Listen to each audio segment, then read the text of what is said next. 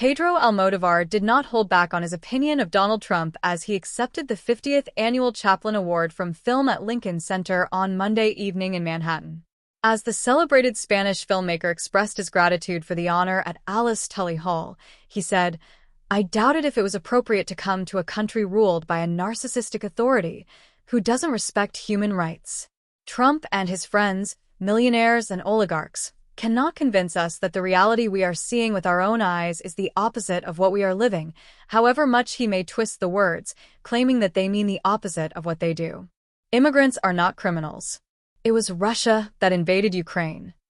Mr. Trump, I'm talking to you, and I hope that you hear what I'm going to say to you," Almodóvar continued. "You will go down in history as the greatest mistake of our time. Your naivete is only comparable to your violence.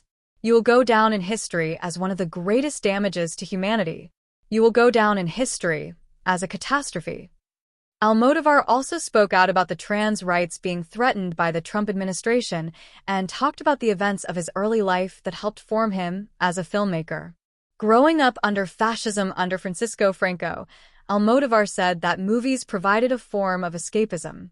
As the country embraced democratic ideals in the late 70s and early 80s, he had the good fortune to come into his own as a director.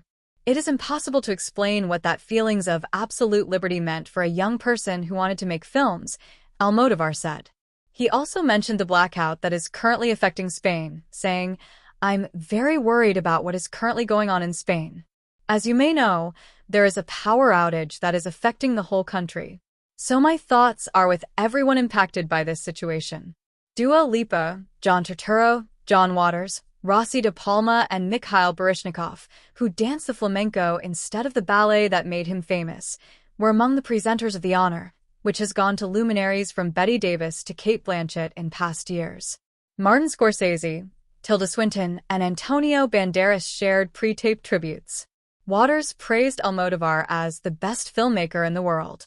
The Pink Flamingo director went on to praise the Spanish auteur for being able to tell a story without endless running time, make $1 collar budget-wise, and create screen goddesses out of non-traditional beauties.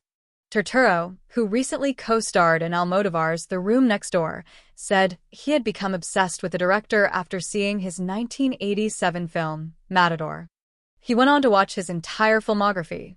He has a unique vision and his own brand of irreverent humor and a vibrant sense of color that lets you know you're in for a wild ride, driven by an expert driver, Turturro said. Lipa admitted she was a more recent addition to Almodóvar's circle of friends, having met him in 2022.